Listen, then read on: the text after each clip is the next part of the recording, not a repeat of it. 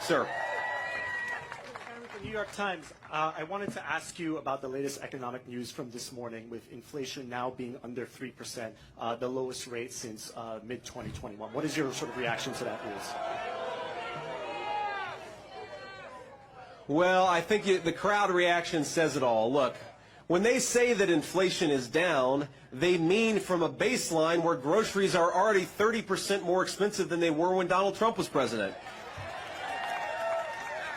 And they're not saying it's coming down, they're just saying it's not going up as fast as it was 3 years ago. That is not a reputation or a record to brag on, that's a record to be ashamed of. Why did it take them so long to get inflation to where it is, and why are prices so high? It's because Kamala Harris failed to do her job. So if they want to go around, and this is, you know, it's funny.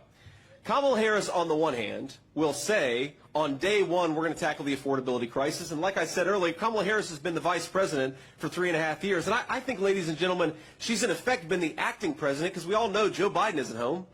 So she's been the one controlling government policy for 3.5 years. She says she wants to tackle the affordability crisis on day one.